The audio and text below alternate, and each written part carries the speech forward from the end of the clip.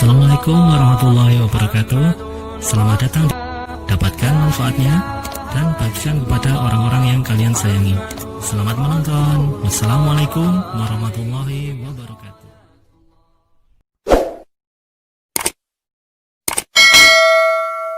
Yang paling berbahaya dibaca iya tiap hari, tapi nggak diamalkan isinya, itu persoalannya. Berbahayanya bukan berbahaya dalam persoalan nggak dapat pahala, bukan. Sayang saja dibacakan tiap hari 17 kali, tapi tidak mendapatkan isinya. Kayak orang bekerja tapi nggak dapat gaji. Kerja tiap hari tapi akhir bulan nggak gajian gitu. Ya, Allah perintahkan kita untuk membacakannya 17 kali dalam sehari dan menjanjikan pada kita semua jenis kemudahan dan kebaikan dalam hidup. Kita bacakan cuman nggak dapat, itu masalahnya.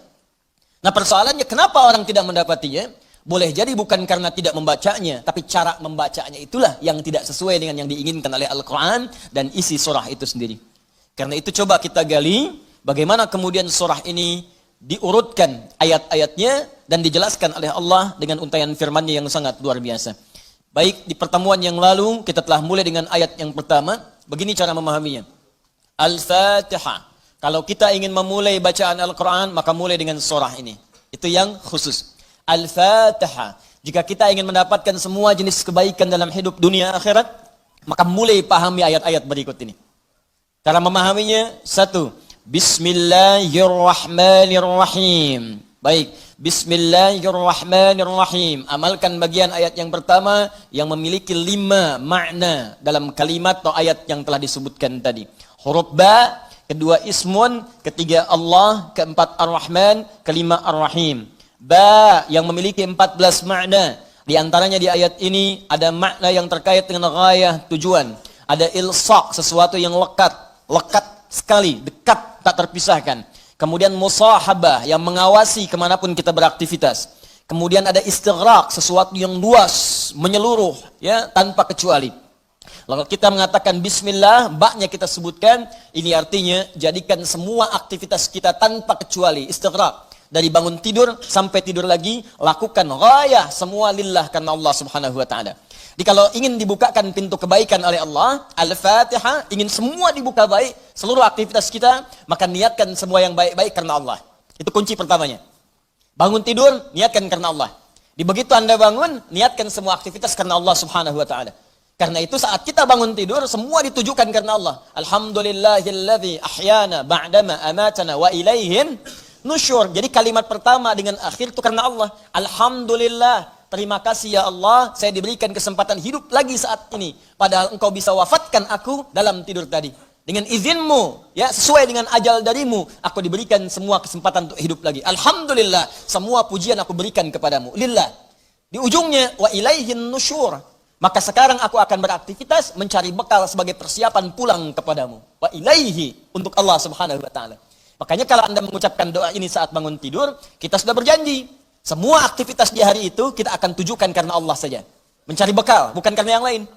Jadi kalau Anda ucapkan doa tadi, berarti nanti makannya karena Allah, minumnya karena Allah, bekerjanya karena Allah, salatnya karena Allah, infaknya karena Allah, merawat anak karena Allah, semua karena Allah. Ghaya. Awas, hati-hati ya, hati-hati. Maka dampaknya orang yang semua aktivitasnya dilakukan karena Allah Subhanahu wa taala, maka fungsi ba yang ketiga. Satu tadi ghayah, kedua istighraq, yang ketiga ilsaq dan musahabah. Lekat dan diawasi oleh Allah. Kalau dulu kita contohkan orang yang meniatkan semua aktivitas karena Allah, maka yang kedua rumusnya rasakan seakan-akan aktivitas itu diawasi oleh Allah Subhanahu wa taala dengan pengawasan yang lekat seperti lem yang menempel, yang menyatukan dua sisi. Ya, mau minum, rasakan diawasi oleh Allah. Bismillah, minum, lakukan karena Allah. Maka mohon maaf, ketika minum Anda dikerjakan karena Allah dan merasa diawasi oleh Allah, ini kuncinya. Awas, ini kuncinya. Karena ada orang yang melakukan sesuatu karena Allah, tapi nggak merasa dilihat. Nggak merasa diawasi. Ini saya tanya pada Anda, maaf ya, tadi saat sholat itu, sholatnya karena Allah bukan? Jawab aja, karena Allah bukan? Karena Allah. Baik, kalau sesuatu dikerjakan karena Allah, maka rumus keduanya, rasakan Allah mengawasi kita. Pertanyaan saya yang kedua, saat Anda sholat tadi, saya sholat, kita sholat, merasa nggak diawasi Allah? Merasa nggak dilihat Allah? Karena beda antara orang yang merasa diawasi dengan yang hanya mengerjakan saja, itu lain. Akan beda. Silahkan Anda bekerja, merasa diawasi. Anda akan serius dalam pekerjaan Anda. Mahasiswa yang sedang ujian, merasa diawasi, itu akan fokus kepada soal. Susah, mau noleh kanan, khawatir. Ada CCTV.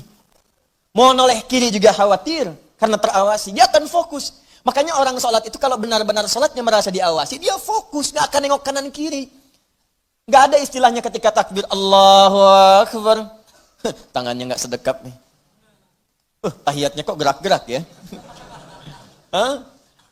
Atau bahkan saat sholat mikirkan yang lain. Allahu Akbar. Tender ya Allah, tender. Allahu Akbar. WhatsApp belum dibalas. Allahu Akbar. Status belum diupdate. Jadi kalau kita benar-benar merasakan diawasi Allah, bahkan kita pun akan belajar bagaimana cara membacakan bacaan dalam sholat supaya benar. Karena malu gitu. Malu baca Al-Fatihah, bacaan belum bagus. Dan merasa didengar Allah, kan malu. Anda bicara di depan saya, bicaranya nggak jelas. Anda sendiri sudah nggak enak. Ustadz Adi, saya mau bertanya. Silahkan. Kan kalau kedengaran nggak jelas pun, saya dengarnya pun nggak paham, Anda nyampaikan pun nggak enak. Sekarang Anda sholat setiap hari. 5 waktu menghadap Allah, belum tambahan sholat sunnah. Dan Anda sadar bacaan Anda belum bagus. Tapi anehnya merasakan didengar oleh Allah dan diawasi. Apa nggak malu gitu? Coba deh satu kali rasakan hal yang demikian. Jadi kalau kita memang merasa, itu dampaknya lain ke dalam ibadah kita. Nanti rumus terapannya, aktivitas harian kita. Ini minum, ini memang minum ini pekerjaan sederhana. Tiap hari kita minum. Cuman ada beda ketika minum kita itu merasa dilihat Allah. Maka saya katakan di pertemuan lalu, mustahil Anda akan menyentuh minuman yang tidak disukai oleh Allah. Mustahil. Jangankan menyentuh yang dilarang Allah, mau minum pakai tangan kiri pun rasanya nggak enak. Pasti Anda akan pindahkan itu kepada yang lebih baik. Paham sampai sini ya? Ya sama dengan proses begini, mencari nafkah, bekerja, dari di jalan, dari baca, berpakaian. Kalau semua dikerjakan karena Allah, demi Allah saya katakan, mustahil dalam pekerjaan bisa mudah menyentuh yang diharamkan oleh Allah. Nggak mungkin. Nggak mungkin mau terima proyek yang haram, itu mustahil. Mustahil ikutan tender yang haram, mustahil. Mustahil menjerumuskan diri pada yang tidak disukai oleh Allah. Karena merasa disukai, dilihat Allah. Dan merasa diawasi, jadi mustahil. Dusta itu mustahil. Bohong itu mustahil. Korupsi mustahil. Nyogok nggak mungkin. Bukan karena perkara takut orang lihat, karena Allah mengawasi kita. Makanya dulu, sahabat tuh ketika diajarkan seperti itu, bahkan anak-anak kecil, jangankan yang tinggal di kota, di ujung yang paling dalam di padang Sahara, yang sulit ada orang setiap waktu, yang kalau lewat cuman kambing gurun dengan unta, Anda bayangkan. Lewat kambing gurun, unta, kambing gurun, unta, kambing gurun, unta. Tapi perhatikan bagaimana mereka mengamalkan huruf ba dalam Bismillahirrahmanirrahim. Diuji oleh sahabat Umar bin Al-Khattab radhiyallahu ta'ala anhu. Lewat padang pasir, kelihatan anak muda sedang menggembala. Saat menggembala itu, menggembala kambing, ditanya oleh Umar, diuji. Kata Umar, saya mau beli sebagian dari kambingmu itu. Kata orang ini bukan punya saya, punya tuan saya. Punya tuan saya. Kata Umar, tuanmu kan gak ada di sini, ini padang pasir yang luas. Orang yang gak ada, beli aja, bilang, dimakan serigala. Apa kata penggembala ini? Lalu di mana Allah? Idzan fa'ain Allah. Bayangkan penggembala saja di padang pasir yang orang yang nggak ada, yang gampang saja bilang ini dimakan serigala, dapat keuntungan banyak gitu. Ya, luar biasa. Yang dia katakan pertama kali bukan sekedar menolak, nggak mau takut ketahuan sama Tuhan, takut ketahuan sama pemiliknya, takutnya tidak. Pertama kali jawaban yang keluar, idzan ainallah. Lalu Allah di mana? Allah di mana? Demi Allah saya katakan hakul yakin kalau setiap muslim merasakan dalam dirinya bahwa dia diawasi oleh Allah Subhanahu wa taala, maka lurus, damai, tenang, tentram dan baik semua urusan kehidupan. Enggak ada penipuan dalam perdagangan, enggak ada penipuan dalam hal-hal interaksi kehidupan. Tidak ada kecurangan, tidak ada keburukan, semua baik karena merasa dilihat oleh Allah Subhanahu wa taala. Itu baru huruf ba. Baru ba. Coba tiap hari kita baca itu. Satu huruf ini aja. Mohon maaf ya, selama hidup kita udah diamalin belum? Satu huruf ini aja. Ayo suami sama istri, berapa kali berkata hal-hal yang tidak tepat? Istri terhadap suami, berapa kali menerangkan sesuatu yang tidak tepat? Anak pada orang tua kepada anak. Walaupun hal-hal yang ringan, Bapak mau permen, nanti Papa beliin 1 truk. Kapan truknya datang? Ini huruf ba saja satu gitu. Anda menuntut banyak dari Allah, tapi Allah meminta kita mengamalkan 1 huruf aja, kita nggak maksimal. Coba lihat tuntutan kita setiap hari. Ya Allah lancarkan usahaku. Ya Allah luluskan dalam kuliahku. Ya Allah mudahkan pernikahanku. Ya Allah berkahi hartaku. Ya Allah lancarkan pekerjaanku. Banyak yang diminta, sembuhkan aku. Kata Allah, aku berikan semuanya. Amalin satu aja, huruf ba. Ba. Ketika benar mengerjakannya, ismun. Bimakna sumuun. Bimakna raf'un. Terangkat, dimuliakan, ditinggikan. Ketika benar mengamalkannya, maka Allah akan berkenan meninggikan derajat kita, memuliakan kita pada semua aktivitas yang kita kerjakan dalam kehidupan kita. Syaratnya satu, kerjakan semua karena Allah Subhanahu wa taala. Allah sifatul uluhiyah wal ubudiyah, al ma'budu bil haqqi aw al haqqil ma'bud. Bukan sekedar menunjukkan aktivitas karena Allah saja, tapi lekatkan dua sifat saat mengerjakannya. Saya mau minum ya. Saya ucapkan bismillah. Bukan sekedar merasakan Allah mengawasi kita saja, tapi rasakan yang mengawasi kita punya sifat uluhiyah, sifat ketuhanan. Itu Tuhan saya. Allah. Gambarannya begini, maaf ya, gambarannya begini. Pimpinan saja, pimpinan di kampus, rektor, mengawasi ujian Anda serius. Pimpinan di kantor, mudir, direktur utama, mengawasi Anda begitu serius. Pengawas saat Anda bekerja. Maaf, di sekolah, di SD, di SMP, di SMA ada pengawas, maka semua guru-guru serius. Semua serius. Sekarang yang mengawasi kita bukan makhluk lagi. Pencipta rektor, pencipta direktur, pencipta kemudian pengawas, pencipta semuanya. Jauh di atas mereka semua. Maka orang-orang yang merasakan langsung Allah, Tuhan yang mengawasi saya, maka setidaknya keseriusan itu lebih bertambah daripada sebelumnya. Itu poinnya. Dirasakan saat Anda mengerjakan sesuatu, langsung Allah yang mengawasi saya nih, bukan yang lain. Di saat bekerja, rasakan Allah yang mengawasi saya. Saya nggak peduli, ada manajer, nggak ada direktur, terserah. Ada supervisor, tidak ada supervisor, terserah. Yang penting Allah mengawasi saya. Itu poin pertama. Awas, ini perkaranya ringan nih. Ya. Kelihatannya sedikit kecil, ringan. Tapi dampaknya besar si Allah Subhanahu wa ta'ala. Jika benar kita mengerjakannya dengan menuhankan Allah, dan merasakan pengawasan Allah Subhanahu wa taala, maka nanti lihat dua terakhir di bagian penutup ayat tadi. Yang kedua, sifat ubudiyah. Ayat yang sering gagal di sini. Haqqul ma'bud wal ma'budu bil haqq. Yang berhak untuk disembah dan yang disembah dengan yang sebenar-benarnya. Saya jelaskan di pertemuan yang lalu. Ya, siapa dia?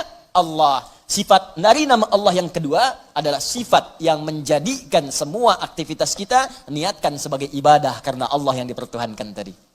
Jadi kalau mau minum, bukan sekedar minum. Niatkan karena Allah sebagai ibadah. Kalau mau makan, niatkan karena Allah sebagai ibadah. Mau berpakaian, niatkan karena Allah sebagai ibadah. Makanya orang-orang yang berpakaian yang niatnya ibadah, gak akan cari pakaian yang ngebuka aurat. Katanya karena Allah, tapi pakaiannya aurat terbuka. Coba akhwat deh yang di bawah. Bu, ya. Coba ada ibu lihat. Bismillahirrahmanirrahim. Pakainya memang bismillah, tapi rambutnya tersingkap. Jilbabnya nggak dikenakan gitu. Lalu di mana Allah pada saat mengucapkan bismillah itu? Kok bisa ke masjid pakai mukena ditutup, keluar dari situ pakai rok lagi? Ustadz lihat, tidak. Cuman ya gimana gitu. Ya. Kebayang nggak? Pernah menemukannya seperti itu? Tuh. Ya kok bisa gitu kan, di luar pakai rok, begitu masuk masjid kemudian ditutup semuanya. Kenapa Pak? Ibu kenapa ditutup? Mau sholat Pak. Terus kalau sholat ditutup, iya kenapa? Kan menghadap Allah. Lalu Allah itu cuma ada di masjid. Allah cuma ada di musola. Idzan fa'in Allah. Sholat itu kan melatih kita untuk merasa dekat dengan Allah. Makanya disebut sholat. Coba lihat sini. Fokus, kelihatan nggak? Enggak. Nih, sholat. As-salah. Ini. Lihat baik-baik ya. Fokus dikit, saya terangkan agak panjang. Ini asal katanya. Kalau kita gali ke dasar-dasar yang paling awalnya. Ini nanti dari kata silatun. As-silah. Kata kerjanya dari wasala. Yasilu silatan. Wasalatan. Sesuatu yang tersambung erat. Sulit dipisahkan. Silah, sesuatu yang tersambung erat, sulit dipisahkan. Pernah dengar kata ini? Silaturahim? Ya, kami kumpul-kumpul saat ini untuk mengeratkan silaturahim. Silah itu sudah erat. Ya, silaturahim hubungan kasih sayang yang erat. Saking eratnya, jangankan saat kumpul, saat bubar pun masih tersambung hubungan itu. Di mana cirinya? Maaf, kesuksesan silaturahim itu bukan saat kumpul saling sapa, bukan. Kalau kumpul menyapa, wajar orangnya ada. Kalau kumpul tertawa, wajar orangnya pun ada. Silaturahim itu kalau ingin dilihat suksesnya saat pulang, apakah dia masih mendoakan Anda? Apakah masih mengingatkan Anda dalam kebaikan? Akhi, besok taklim ya. Akhi, malam tahajud ya. Kemudian Anda doakan tanpa sepengetahuan dia. Ya Allah, sayangi sahabat saya. Ya Allah, kekalkan hubungan kami sampai dengan ke surga. Ya Allah, jaga keluarga dia dalam kebaikan. Ya Allah, sehatkan semua anggota keluarganya. Ya Allah, jadikan kami bersaudara keluarga kami dengan keluarga dia. Itulah silaturahim, silah, hubungan yang erat, yang tak terputuskan dan tidak tersekat oleh tempat dan keadaan serta waktu. Itu silah. Nah, kalau kita ingin menjadikan latihan supaya kita terhubung dengan Allah, kapanpun, dimanapun, tanpa disekat oleh tempat dan waktu, maka latihannya untuk mendekat kepada Allah disebut dengan sholat namanya. Di sholat ini cara kita terhubung dengan Allah. Supaya saat terhubung itu, bukan cuma di masjid, nggak ada sekat tempat dimanapun tersambung dengan Allah. Dikeluar dari masjid, ingat Allah. Makanya orang yang jalannya keluar dari masjid ingat Allah, maka jalannya pun jalan yang merasa diperhatikan oleh Allah. Nggak akan dia sombong. Dan nggak akan pernah tertukar sendal. Betul. Karena dia ingat Allah. Allahumma inni as'aluka min fadlik. Ya Allah, saya memohon semua kemuliaan darimu. Begitu keluar pakai sendal, nggak akan tertukar. Bismillahirrahmanirrahim. Bukan punya saya. Mirip. Ya Allah, maaf. Pakai lagi. Jelas ya? Itu namanya. Karena itu orang mengatakan as-salah itu doa. Ad-doa. As-salatu hiya doa. Pengertian fikih. Salat itu doa. Karena semua awal sampai akhirnya dalam salat kita baca doa. Tapi kenapa doa disebut salat? Karena saat berdoa kita tersambung dengan Allah subhanahu wa ta'ala. Itu poinnya. Makanya setiap orang berdoa itu nyambung dia dengan Allah. Ya Allah, ya Allah, ya Allah, nyambung. Karena itu di fikih disebut as-salat hiya doa. Tapi asal maknanya sesuatu yang terhubung dengan Allah, hubungan yang sangat erat, tak terpisahkan waktu dan tempat.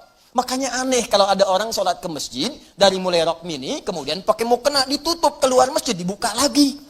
Itu artinya nggak nyambung. Nggak nyambung. Nggak nyambung. Sama dengan ikhwan. Ke masjid antum ini, menyembah Allah, fokus, khusyuk, keluar dari masjid, maksiat lagi, nggak nyambung. Nggak nyambung. Ada yang salah itu. Jadi aneh kan, menuntut banyak kepada Allah, tapi hak-hak Allah nggak dipenuhi. Dan jangan sekat ibadah itu dalam konteks ritual saja. Bukan sekedar sholat, bukan. Sholat itu latihan. Bukan sekedar baca Al-Quran. Karena ibadah yang baik itu akan meluaskan aura ibadahnya di luar konteks dalam penilaian yang ritual itu. Di selesai ritual, keluar, masih ingat Allah. Coba buka Quran surah keempat, ayat 103. Perhatikan bagaimana Allah menjelaskan keutamaan apa yang dikerjakan setelah salat itu. Tadi yang saya terangkan maknanya. فَإِذَا قَضَيْتُمُ الصَّلَاةَ Maka jika engkau telah selesai mengerjakan salat, فَذْكُرُوا Maka salat yang benar itu saat dikerjakan akan mengingatkan engkau dengan Allah. Maka ingatlah Allah. Qiyaman saat berdiri. Jadi kalau orang benar salatnya, selesai salat berdiri, yang diingatnya Allah. Wa qu'udan, duduk. Anda ke musola di kantor, balik dari ke musola, balik lagi ke meja. Duduk di kursi, depan komputer, duduk sambil ngetik. Fadhkurullah, ingat Allah. Bukan sekedar subhanallah, subhanallah, subhanallah. Sambil ngerjain proyek astagfirullah, astagfirullah, astagfirullah. Dicek oleh supervisor, di komputernya astagfirullah semua. Bukan itu. Bukan itu maksudnya. Maksudnya ketika Anda kerjakan itu, Anda ingat Allah, maka nggak ada nol yang bertambah. Tidak ada angka yang berubah, sesuai semuanya. Kenapa? Karena merasa diawasi oleh Allah subhanahu wa ta'ala. Tuh, dua poin itu hadir nggak dalam kehidupan kita? Apakah selama ini berpakaiannya karena Allah? Maka pakaian ini nggak akan dicari dari sesuatu yang haram. Dan pakaian ini akan digunakan pada yang baik-baik. Makanya pakaian yang diperoleh dari harta yang baik, akan keluar perbuatan baik dari itu. Harta benda yang dihasilkan dari proses yang halal, semuanya akan berkah. Coba lihat tuh, saya kan sering katakan, itu sendal Anda berapa kali dipakai ibadah? Berapa kali dipakai untuk ke masjid? Sepeda Anda, motor Anda, mobil Anda. Di rumah ada nggak satu ruangan yang belum pernah dipakai ibadah? Ada nggak? Coba cek, cari ya satu ruangan di rumah yang di situ nggak pernah dipakai ibadah, cari. Mulai sekarang pulang pakai dulu di situ. Khawatirnya saat dihisab itu nggak ada nilainya. Cuma jadi gudang. Jadi gudang. Masya Allah. Koper ditaruh di situ, kopernya pernah umrah tapi nggak pernah dipakai ibadah di situ.